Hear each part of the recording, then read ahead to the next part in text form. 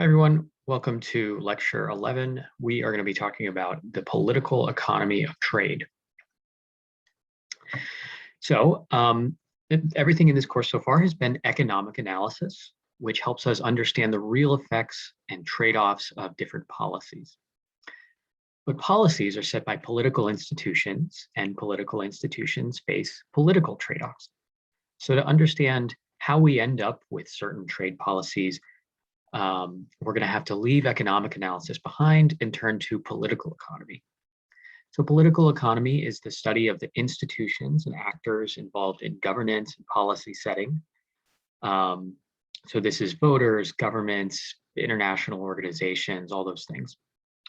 Their roles and the incentives that they face. So we're going to cover a couple different topics. We're going to take a look at the political process and something called the collective action problem. We're going to take a brief overview of world trade institutions and their history. And then we're going to talk about something really interesting, which is trade and the size of nations. So how trade affects country sizes or the number of countries in the world. Okay, so let's start by looking at the political process and how it influences trade policies. So we know from our economic analysis that some groups benefit from free trade and some from protectionism. Consumers benefit from free trade. Producers tend to benefit from protectionism, at least when it's targeted towards them.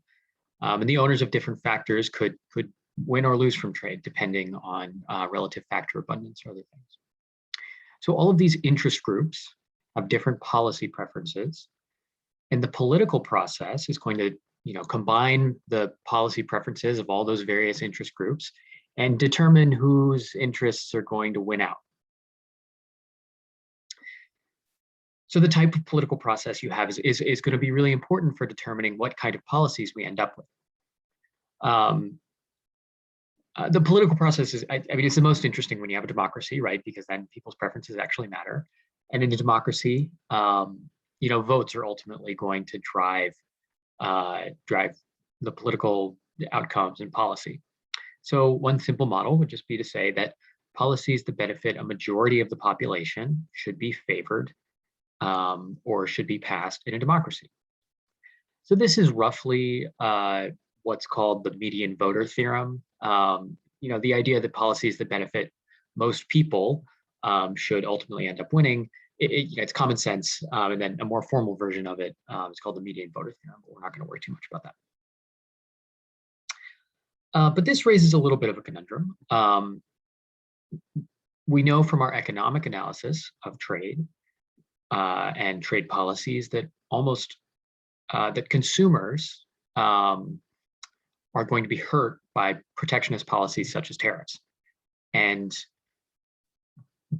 virtually every household, every voter is a consumer, and so is going to be negatively affected by tariffs. So why do they persist at all? This sort of flies in the face of the median voter theorem. So the answer to this is that interest groups are going to exert different levels of influence through their political activities like lobbying or political donations. So political activity is something that is costly. It requires labor inputs or financial resources.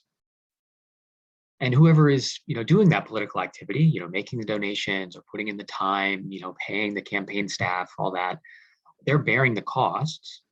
But the benefit of the policies that they're ultimately trying to enact are going to accrue to all members of that interest group. So we have concentrated costs and diffuse benefits.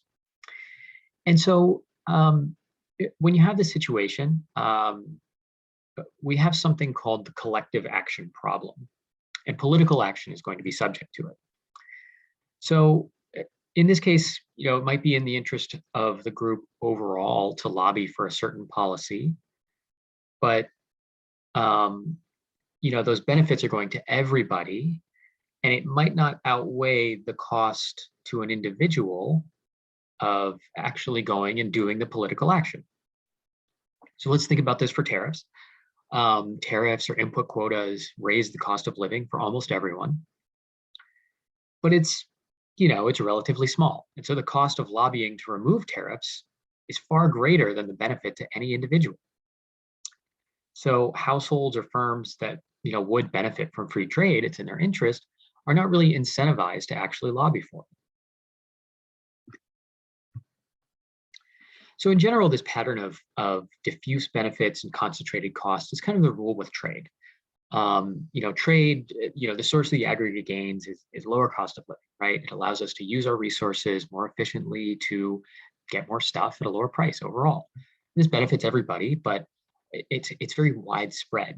Everyone is a little bit better off. But the costs of trade are going to be very concentrated. Certain sectors will bear them. That would be the case in the Heckscher-Ohlin model. Some factors of production are going to be they're going to have wage gains, wage losses, and some will have wage gains. And so, you have the losses being concentrated in a much narrower group. In the short run, you have unemployed and displaced workers. So those losses are very extremely concentrated. And sectors are always, individual sectors or producers are always going to be worried about import competition because it could be their business that goes under. Just the flip side of this is that protection has concentrated benefits and diffuse costs.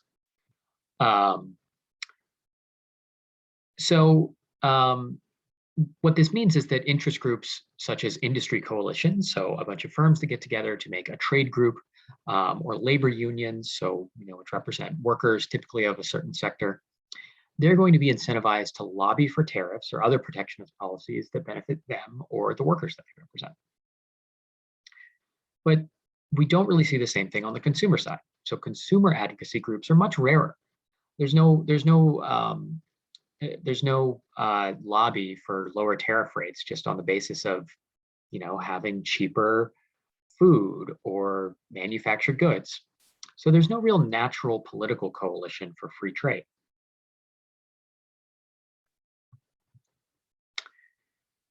But beyond that, we should also be concerned about which industries get protected, because protection also creates winners and losers on the producer side. So the targeted industry benefits, right? It's when we're doing that trade policy analysis, we're looking at the producer surplus for one specific industry, and that goes up. But any other industries that use those outputs are going to be worse off. So if you live downstream of a protected industry, the tariffs or input quotas or whatever are going to hurt you. So for example, tariffs on steel are bad for the car industry because steel is an input to making cars. And so if steel gets more expensive, that just raises their costs. So which industry is actually going to get protected? All of these industries have this, thing where protection would benefit them, but they're also incentivized to lobby against protection for other industries. So we can sort of, again, apply the logic of collective action. The logic of collective action says that groups that are well organized can overcome the collective action problem and receive protection. And this is likely to be the case when the number of firms is small, because then each individual firm has more incentive to lobby, pay the costs of doing the political action. And so organization is more likely. So there are a few examples of this. For example, the auto manufacturing industry and the airplane industry in both the US and Europe are highly concentrated. So there's a small handful of very large firms. And these are also beneficiaries of protection. So there's this long-going dispute between Boeing and Airbus. Boeing is the United States' major airplane producer. Airbus is Europe's major airplane producer. And there's big disputes between the US and Europe about the various protectionist policies that the US gives to their domestic airplane industry and Europe gives to their domestic airplane industry.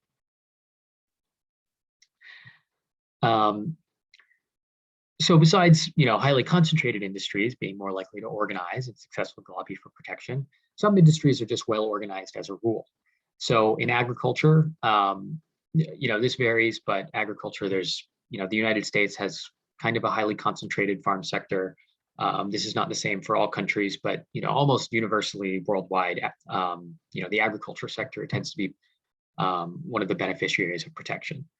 And farmers, for whatever reason, are just well organized. There are a bunch of examples of this. Europe has a bunch of export subsidies.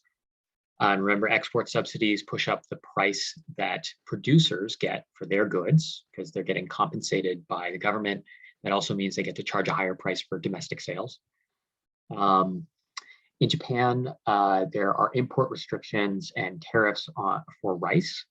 And this is kind of a major cultural thing because rice cultivation is just historically and culturally this very important like national identity thing for Japan, and they take their rice very seriously. So a lot of these import restrictions or tariffs, they're one of the justifications that gets tossed about is just how much better Japanese rice is and how Japanese rice needs the support.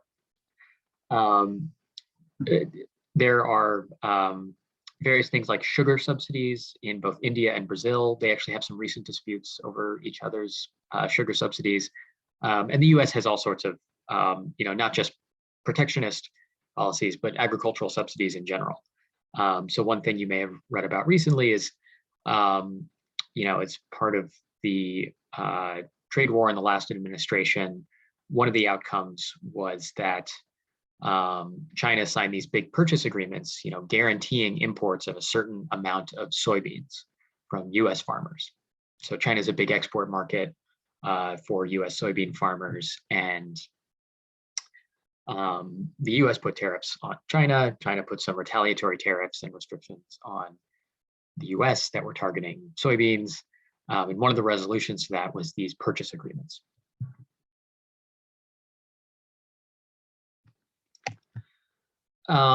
So, that was kind of a pessimistic story. There's no real natural constituency for free trade, and these industry groups can lobby for protection and all that. So it seems like the cards are really stacked against free trade. But really, what's happened over the past 50 years, post World War II or so, is the tariff rates around the world have actually fallen greatly. And a lot of this is because domestic political economy has sort of been tamed by international institutions. So there are organizations like the World Trade Organization, there are regional trade agreements like NAFTA or the EU, and these constrain the amount of protection that countries can do. And by constraint, I mean, it's, they're negotiated agreements between member countries or, treaty signers. So protection is kind of a, it's got these short run gains where you can benefit your own industries, but often it turns into trade wars, and then everybody's worse off in that case. And so what countries have done is they've created a set of rules and agreements on how much protection they can do, and the rules for how they can do more protection or resolve disputes about what they think are other countries' unfair protection policies. So, tariff rates around the world are pretty low, historically low now. I mean, in the United States, the average tariff rate is just about 1.5%. Although, there's that's a bit outdated, so it's a little bit higher now, especially on certain goods.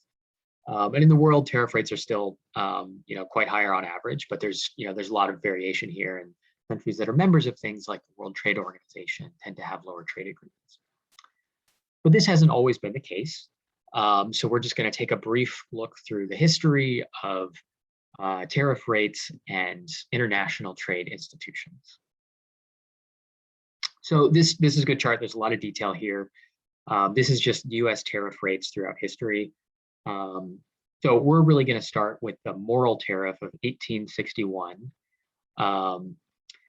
So you can see that tariffs, remember, early on, these are really high rates. I mean, 20% or way higher than that early on, because tariffs were a major source of revenue for the United States.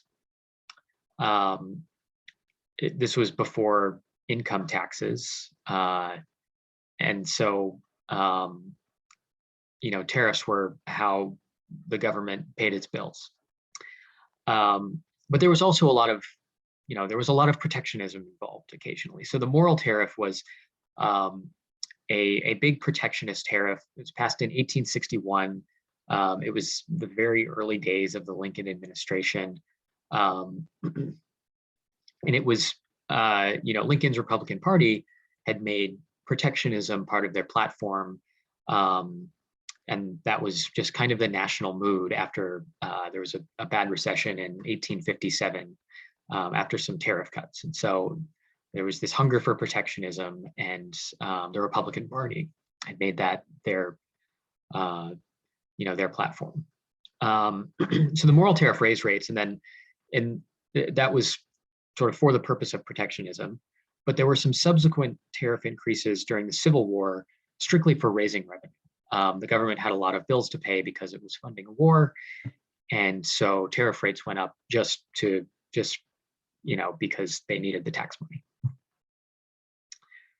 And tariff rates really stayed high after that. So all the way until 1913. So all of the entire late 1800s, the United States was a very protectionist period. I mean, average tariff rates of 40 or 50%, which is that's pretty high. And in 1913, there was this reduction in tariffs, but throughout this whole period, it was pretty protectionist. And by the way, the only reason we're starting with the Morrill Tariff, so that's not typically where the story of global institutions starts. But the oldest building on campus is actually named after Senator Morrill, of the Morrill Tariff. It's right behind Tidings Hall, and some econ classes and econ offices are actually out there. So if you've seen Morrill Hall, it's this Morrill.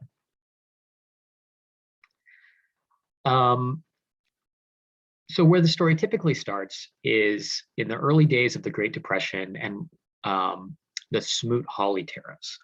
So one of the themes of tariff rates and the political economy of trade is that when you have recessions or economic downturns, the mood for protectionism really goes up. This is when countries really think, why do we have all this import competition when we've got all these struggling firms and unemployment? We need to help out our domestic economy. And so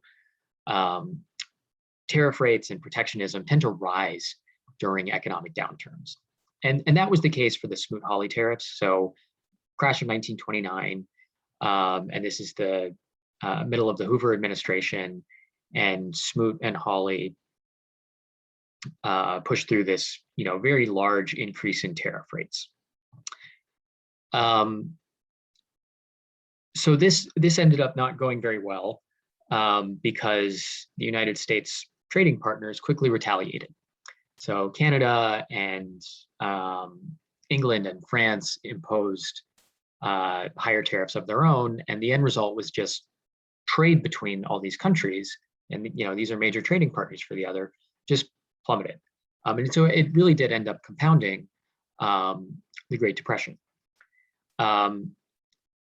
And so then FDR comes into office, and the Trade Agreement Act gives the executive branch some special powers of negotiation of trade agreements and tariff rates with other countries that previously had lied strictly with Congress. And the United States and other countries negotiate on a bilateral basis, so just two countries at a time, lower tariff rates. And so it's sort of bit by bit, tariff rates fall on average throughout the 1930s and throughout World War II.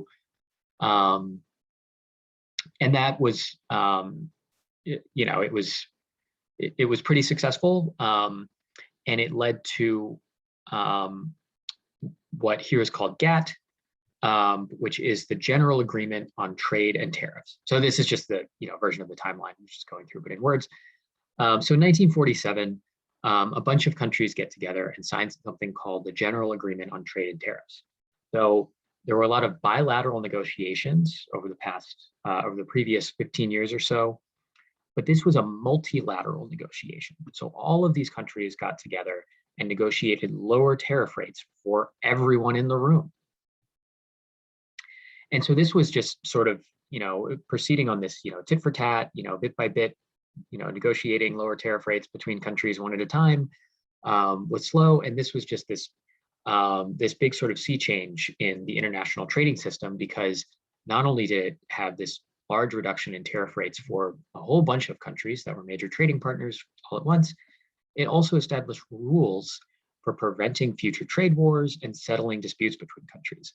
So now countries have rules on the tariff rates that they were actually allowed to charge, that it constrained them from just bilaterally raising tariff rates on any country that had signed GATT, like individually. So any country that was a part of GATT, you had to charge the same tariff rate, and so it sort of prevented this escalation. Although there were some exceptions, so we had a trade war. GATT still technically exists, and there are always trade disputes between countries. But what it did was it created rules and procedures for raising and settling these disputes. So from 1947 on, this sort of like the NATO bloc basically is operating under GATT, but the economy becomes more global, it becomes more connected, and there becomes this need to add more countries to that agreement. And so GATT is turned or combined into something called the World Trade Organization in 1995. So the WTO takes the same principles of GATT, of applying the same tariff rates to all members, and having a rules-based system for settling disputes. But now, rather than one treaty, it's an organization. And that means that it's easier for other countries to join. So, for example, in 2001, China got permanent member status of the WTO. And that was, that was the China shock that ended up being a big deal. There was this really big rise in Chinese exports to the US and European countries and other WTO members. So today, we have this rules-based system of international trade that mostly runs through the WTO. So in addition to that, many countries also sign regional trade agreements with each other. And these are also called preferential trade agreements. So under the GATT or WTO rules, members are limited in, they can't have lower tariff rates that they charge to just one WTO member. Anyone would have to get that rule, but that rule doesn't apply if your lowest rate is 0. So under the rules, members can negotiate free trade with other countries. So free trade zones have 0 tariff rates, and this includes NAFTA. So the US, Canada, and Mexico have certain free trade rules applied between them. The EU is also an example of this. The European Union is a little bit different. It's it's not exactly a free trade zone, but it's effectively the same thing. And there's many more. There's APEC, which was started by, I think, New Zealand and Australia, includes a number of countries right now. And this is what would have eventually turned into TPP, the Trans-Pacific Partnership, if that had passed.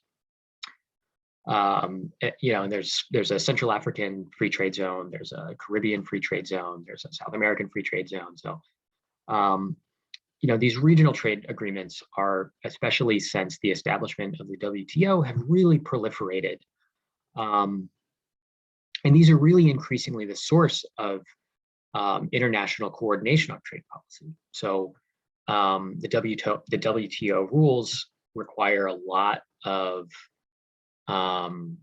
consensus because there's a lot of member countries, and so it can be hard to get things done. And so a lot of the reduction in tariff rates since 2002, I believe, was the last WTO negotiation round. So most of it, or almost all of it, has been from regional trade agreements. And regional trade agreements also include a lot of non-tariff trade policies. So this is another recent and growing phenomenon, but they're called deep trade agreements. So they include all sorts of rules and negotiations on things like intellectual property rights, rules for production subsidies or competition policies. And some of this is like antitrust rules, or some of it is just maintaining what is perceived to be fair competition between the industries in different countries. There are rules about foreign direct investment. So countries want to encourage investment ties between each other. So they'll set up processes for that, or have some regulatory harmonization or things like that. And there are also some rules about national security. So some of this is, they might be negotiating national security exemptions to the other trade policies that they're doing. But some of it is actually more, the international relations that comes through treaties is actually increasingly coming through these trade agreements.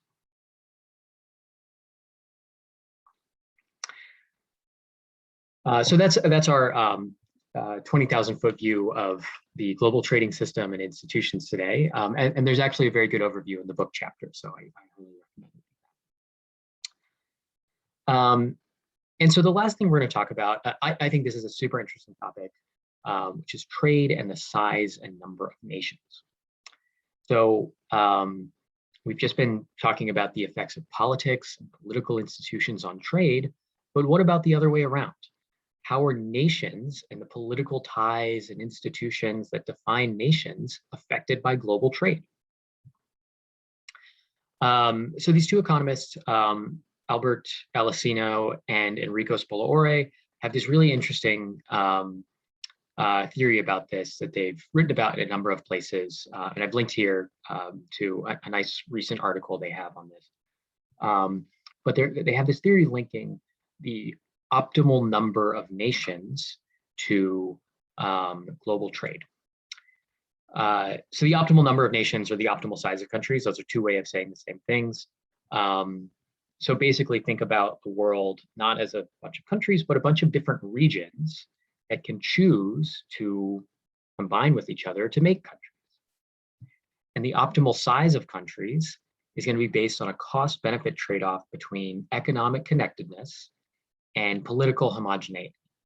So basically, if you're independent, if you're an independent nation, that's going to have economic costs, right? Because, remember from the gravity equation, there's all of these border costs, these things that increase effective distance when you have to cross borders because of currency changes, or because you have to go through customs, or because there's different rules, or you have to set up a subsidiary or something like that. And so if you join with your neighbors, right, if two regions decide to join together and make a country, you're reducing trade costs.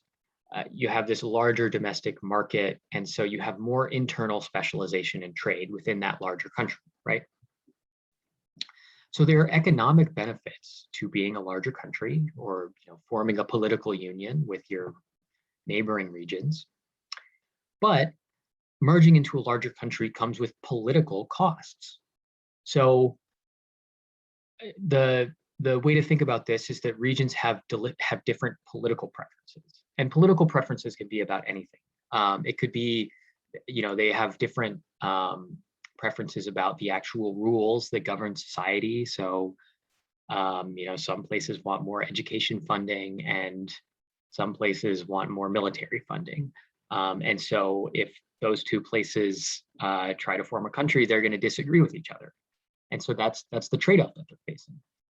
But sometimes it's nothing more complicated than different cultures, a different regional or national identity, and that's going to mean that joining something larger means giving up something just culturally or in an identity sense. But just the the general idea is that you have your own preferences about the outcomes of the political process somehow, and if you merge with another region, your own region's preferences are diluted, right? Because now they're mixed with these other preferences, and the political system of one larger country that contains both is going to have some compromises. And so the optimal size of countries is going to weigh the economic benefits of integration with the political costs of integration. So basically, just for political reasons, people value independence, or regions value independence, but that comes with economic costs. And so this has a really interesting prediction.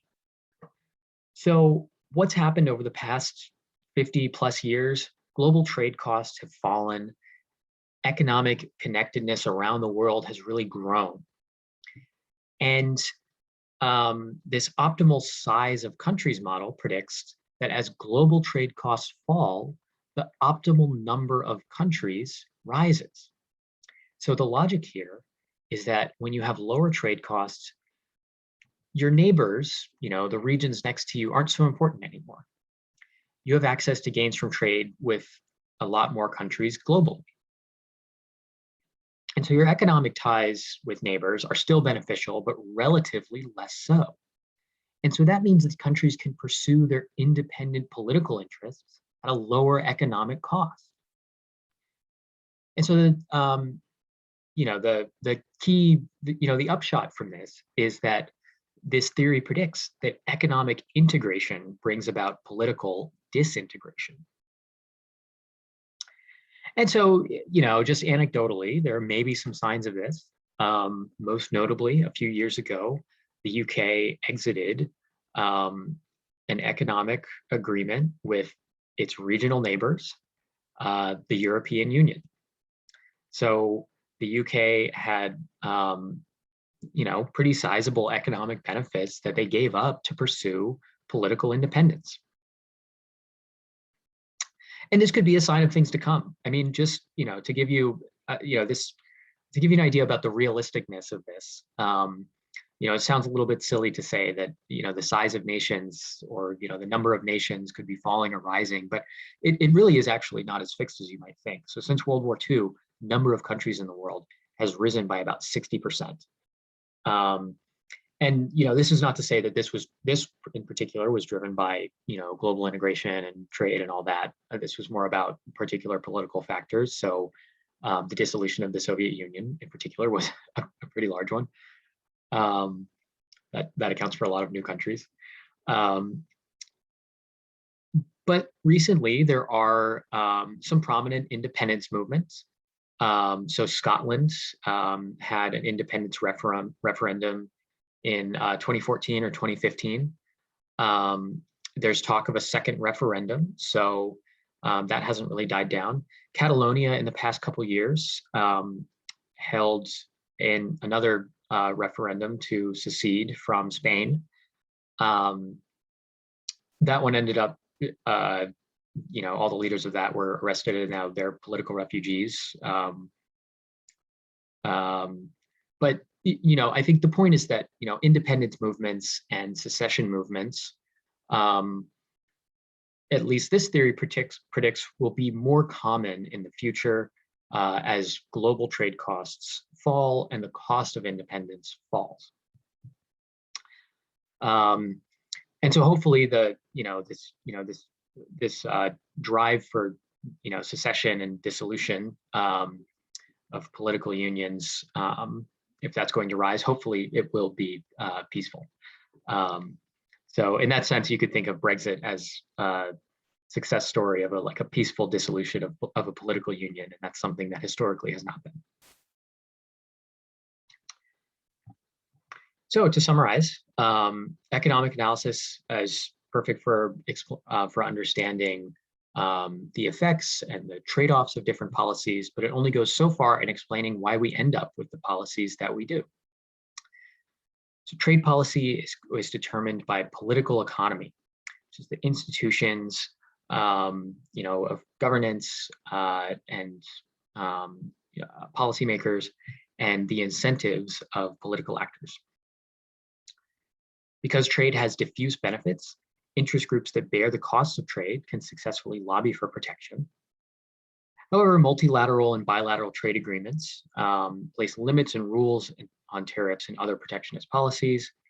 And so this global rules-based trading system has led to lower rates of protection around the world.